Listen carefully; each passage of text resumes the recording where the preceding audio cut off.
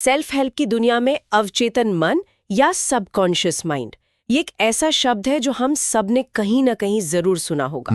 बिल्कुल सुना है। लेकिन सोचिए, 1963 में जब जोसेफ मर्फी ने इस पर अपनी किताब लिखी थी, the power of your subconscious mind, तब उनका ये नजरिया कितना कितना क्रांतिकारी रहा होगा। हाँ, उस समय के हिसाब से तो बहुत ही नई बात थी। आज हम इसी की गहराई में उतरने वाले हैं।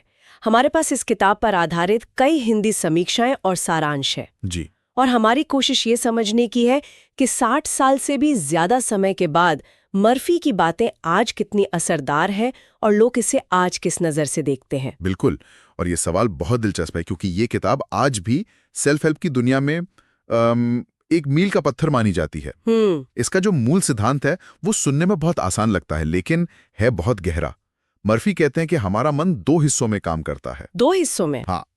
एक है हमारा चेतन मन, यानी कॉन्शियस माइंड, जो सोचता है, तर्क करता है और दिन भर के फैसले लेता है। अच्छा। और दूसरा है हमारा अवचेतन मन, सबकॉन्शियस माइंड, और ये तर्क नहीं करता। वो बस हमारे गहरे विश्वासों, हमारी भावनाओं और हमारी कल्पनाओं के आधार पर काम करने वाली एक जबरदस्त शक्तिशाली प्रणाली है। ठीक है, तो चलिए इसे खोलकर देखते हैं। ये अवचेतन मन आखिर काम कैसे करता है? कई समीक्षाओं में एक बहुत अच्छी तुलना की गई है कि ये एक उपजाऊ जमीन की तरह है। हाँ, ये उदाहरण बहुत अच्छा है। आप इसमें जो भी बीज डालेंगे, ये उसे उगा देगा। इसे इस बात से कोई फर्क नहीं पड़ता कि बीज गुलाब का है या किसी जहरीले पौधे का। सही बात। यह बस उसे सच मानकर पोसने लगता है। और जो बात इसे और भी शक्तिशाली बनाती है वो ये है कि ये 24/7 काम करता है। 24 घंटे? हाँ, जैसा कि एक समीक्षा में जिक्र था, ये तब भी पूरी तरह सक्रिय रहता है जब हम सो रहे होते हैं। अच्छा। अगर कोई लगातार ये सोचता है कि मैं कभी कामयाब नहीं हो सकता या मेरे साथ हमेशा बुराई होता है, तो उसका अवचेतन मन इन विचारों को एक हुक्म की तरह लेता है, एक कमांड की तरह। बिल्कुल। और फिर असल जिंदगी में भी ऐसी ही परिस्थितियां बनाने लगता है।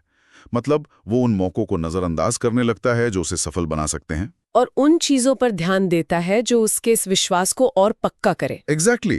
तो क्या ये एक तरह से हमारे दिमाग का ऑटो पायलट मोड है जो कभी बंद ही नहीं होता? हाँ, कह सकते हैं। पर यहाँ एक सवाल उठता है, अगर ये एक बगीचे की तरह है तो माली को तो पता होता है कि कौन सा बीज बोना है। हम में से कितनों को ये पता है कि हमारे अंदर कौन से नकारात्मक बीज है? उन्हें पहचानना ही तो सबसे मुश्किल काम होगा। आपने बिल्कुल सही नस पकड़ी है, और यही इस किताब का सबसे चुनौतीपूर्ण हिस्सा है। अच्छा। इन नकारात्मक विश्वासों को पहचानना इसलिए मुश्किल है क्योंकि ये अक्सर तर्क या अनुभव का चोला ओढ़े रहते हैं। मतलब? जैसे अगर कोई बिजनेस में 2 बार फेल हुआ हो तो उसका चेतन मन कहेगा, देखो, अनुभव कहता है कि तुम इसमें अच्छे नहीं हो। हाँ, ये तो होता है। और अवचेतन मन इस सबूत को एक अटल सच्चाई की तरह दर्ज कर लेता है। तो शायद पहला कदम इन्हें बदलने की कोशिश करना नहीं, बल्कि इन पर सवाल उठाना है। सवाल उठाना? हाँ, खुद से पूछना कि क्या ये वाकई 100% सच है? क्या दुनिया में कोई भी ऐसा नहीं है जो 2 बार फेल होकर तीसरी बार कामयाब हुआ हो? ये तो बहुत दिलचस्प बात है। मतलब बदलाव की शुरुआत सिर्फ सकारात्मक सोचने से नहीं, बल्कि अपने पुराने विश्वासों पर सवाल उठाने से होती है। बिल्कुल। तो अगर कोई अपने इन नकारात्मक बीजों को पहचान ले, तो मर्फी के हिसाब से इस बगीचे में अपनी पसंद के बीज बोने का तरीका क्या है? यही पर मर्फी के व्यवहारिक सुझाव काम आते हैं, जिनका जिक्र लगभग हर समीक्षा में मिलता है। अच्छा, क्या है वो तरीके? 2 मुख्य तरीके हैं। पहला है दृश्य, यानी विजुअलाइजेशन। विजुअलाइजेशन मतलब मन में उस चीज की तस्वीर बनाना जो आप पाना चाहते हैं। और दूसरा है एफर्मेशन, यानी स्वकथन।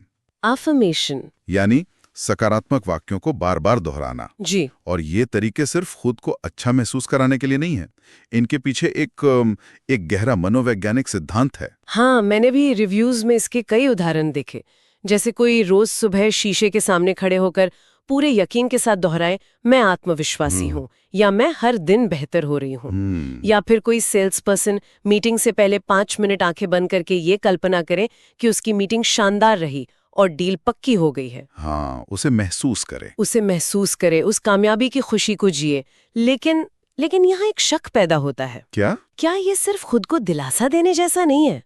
अगर कोई सिर्फ घर बैठे दोहराता रहे कि मुझे नौकरी मिल गई है और अप्लाई ही ना करे, तो क्या ये तरीका काम करेगा? ये एक बहुत जरूरी सवाल है, और ये इस किताब की सबसे बड़ी आलोचना का आधार भी है। अच्छा। अगर इसे ठीक से समझा जाए तो लोग यही गलती कर बैठते हैं। मर्फी का मकसद कभी भी कर्म को, एक्शन को बदलने का नहीं था। तो फिर क्या था? उनका कहना था कि ये तरीके आपके अंदरूनी जगत को आपके बाहरी कर्मों के साथ जुड़ने के लिए हैं। अच्छा। जब वो सेल्स पर्सन मीटिंग से पहले कामयाबी की कल्पना करता है तो वो सिर्फ सोच नहीं रहा होता, उस कल्पना से उसका आत्मविश्वास बढ़ता है। उसकी बॉडी लैंग्वेज बदलती है। बिल्कुल, और मीटिंग में उसके बात करने का तरीका ज्यादा असरदार हो जाता है। तो सोचना कर्म का विकल्प नहीं है, बल्कि कर्म को और शक्तिशाली बनाने का एक साधन है। अच्छा, तो ये सोच एक तरह से उस नींव की तरह है जिस पर कर्म की इमारत खड़ी होती है। हाँ, अगर नींव ही कमजोर है तो मेहनत शायद उतना रंग ना लाए। बिल्कुल। और आज के दौर में हम इसे न्यूरोसाइंस की नजर से भी समझ सकते हैं। न्यूरोसाइंस कैसे? मर्फी इसे अवचेतन मन को प्रोग्राम करना कहते थे। आज हम इसे न्यूरोप्लास्टिसिटी के सिद्धांत से जोड़कर देख सकते हैं। अच्छा। जब हम किसी विचार या कल्पना को बार बार दोहराते हैं तो हम सचमुच अपने दिमाग में नए न्यूरल पाथवे, मतलब तंत्रिका पथ बना रहे होते हैं। हम अपने दिमाग को सिखा रहे होते हैं कि सफलता या आत्मविश्वास का एहसास कैसा होता है। तो जब असल में मौका आता है तो दिमाग उस रास्ते पर चलने के लिए पहले से तैयार होता है। लेकिन ये रास्ता आसान तो नहीं होगा। जाहिर है दिमाग में पहले से बनाए नकारात्मक रास्ते भी होंगे। हाँ, होंगे। समीक्षाओं में इन बाधाओं के बारे में क्या कहा गया है? हाँ, और ये बहुत अहम है। सभी समीक्षाओं में एक बात साफ तौर पर उभर कर आती है कि भय, संदेह और नकारात्मकता ये सबसे बड़ी रुकावटें हैं। आप एक तरफ कह रहे हैं मैं सफल हूं, लेकिन अगर आपके अंदर से एक मजबूत आवाज कह रही है तुम इसके लायक नहीं हो, तो अवचेतन मन उस ज्यादा शक्तिशाली, ज्यादा भावनात्मक सिग्नल को ही पकड़ेगा। मतलब सिर्फ शब्द दोहराना काफी नहीं है? नहीं, बिल्कुल नहीं। इसीलिए मर्फी इस बात पर बहुत जोर देते हैं कि आपको उसे महसूस करना होगा, उस पर विश्वास करना होगा। और ये रातों रात नहीं होता। ये एक मानसिक कसरत की तरह है जिसे लगातार अभ्यास से ही मजबूत किया जा सकता है। तो ये सिर्फ अच्छा महसूस करने के बारे में नहीं है। किताब का वादा तो इससे कहीं बड़ा लगता है। स्वास्थ्य, रिश्ते, पैसा। हाँ, सभी क्षेत्रों में। रिव्यूज के मुताबिक इसका असर इन सभी क्षेत्रों में हो सकता है। एक समीक्षा में तो एक बहुत ही शक्तिशाली लाइन लिखी थी, आप जो अपने अवचेतन मन में सच मान के महसूस करते हैं वही आपकी बाहरी दुनिया में हकीकत बनता है। क्या ये थोड़ा बड़ा चढ़ाकर नहीं कहा गया? देखिए, ये सवाल बहुत से आलोचक भी उठाते हैं। किताब के कुछ उदाहरण, जैसे सिर्फ सोचने की शक्ति से गंभीर बीमारियों का ठीक हो जाना, हाँ, वो आज के वैज्ञानिक युग में कई लोगों को अविश्वसनीय लग सकते हैं। सही बात है। और ये समझना जरूरी है कि कहां तक विश्वास काम करता है और कहां मेडिकल साइंस की जरूरत है। लेकिन अगर हम इसे एक अलग नजरिए से देखें तो प्लेसीबो इफेक्ट एक जानी मानी वैज्ञानिक सच्चाई है। Placebo effect? हाँ, जहां मरीज का विश्वास ही उसे ठीक करने में एक बड़ी भूमिका निभाता है। मतलब अगर कोई ये मान ले कि वो स्वस्थ हो रहा है तो उसका दिमाग शरीर में ऐसे बदलाव ला सकता है जो हीलिंग प्रक्रिया को तेज कर दे। हाँ, कम से कम उस प्रक्रिया में मदद तो कर ही सकता है। अच्छा। इसी तरह अगर कोई ये दिल से मान ले कि वो समृद्धि का हकदार है तो शायद उसके पास अचानक पैसा नहीं आ जाएगा, लेकिन उसका दिमाग उन मौकों को पहचानने लगेगा जिन्हें वो पहले शक और डर की वजह से देख ही नहीं पा रहा था। उसे नए आइडिया आने लगेंगे। हाँ, वो सही लोगों से जुड़ने लगेगा। और यही इस किताब की मुख्य अपील है जो आज भी लोगों को खींचती है। क्या? यह उन्हें अपनी जिंदगी का ड्राइवर बनने का एहसास कराती है, न कि सिर्फ एक पैसेंजर। दोहराव वाले लगते हैं। क्या ये इसकी एक कमजोरी है? हाँ, ये एक जायज आलोचना है। मर्फी एक ही मूल विचार को अलग अलग कहानियों के माध्यम से बार बार समझाते हैं।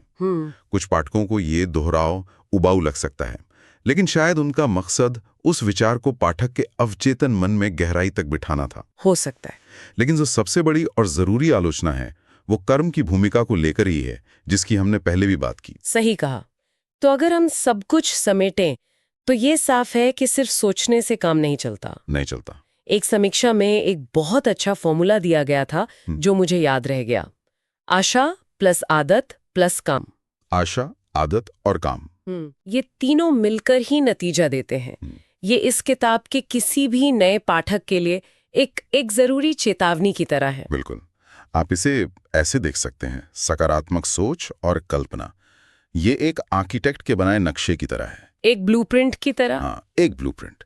ये आपको दिखाता है कि आपकी मंजिल कैसे दिख सकती है और आपको उसे बनाने के लिए प्रेरित करता है। लेकिन उस नक्शे को हकीकत में बदलने के लिए आपको ईंट, सीमेंट यानी कर्म की जरूरत पड़ेगी। आपको असल में काम करना होगा। हाँ, आपको उस पर लगातार काम करना होगा।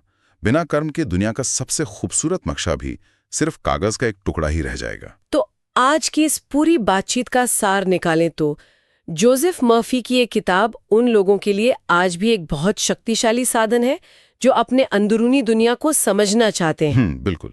ये उन लोगों के लिए है जो अपने आत्मविश्वास और अपनी सोच को बेहतर बनाने के लिए सक्रिय रूप से मेहनत करने को तैयार हैं। ये एक तरह का मेंटल टूल किट है। सही कहा। और अंतिम निष्कर्ष के तौर पर यह दोहराना बहुत जरूरी है कि ये कोई जादू की छड़ी नहीं है। नहीं। जैसा कि लगभग सभी संतुलित समीक्षाओं में कहा गया है, असली शक्ति सिर्फ सोचने में नहीं है, बल्कि इन सब के मेल में है। किस-किसके? एक मजबूत विश्वास, उसे दिशा देने वाली सकारात्मक सोच, लगातार अभ्यास और सबसे जरूरी उसे हकीकत में बदलने वाला कर्म। विश्वास, सोच, अभ्यास और कर्म। जी, जब ये चारों चीजें एक साथ मिलती हैं, तब जाकर वो बदलाव आता है जिसकी बात मर्फी अपनी किताब में करते हैं। ये एक बहुत ही संतुलित नजरिया है। जी, तो सुनने वालों के लिए एक विचार छोड़कर जाते हैं। जरूर। सकारात्मक या नकारात्मक से परे वो कौन सा एक मूल विश्वास हो सकता है जो किसी व्यक्ति के जीवन में चुपचाप पृष्ठभूमि में एक ऑपरेटिंग सिस्टम की तरह चल रहा हो, और कोई उसे पहचानना शुरू भी कैसे करे?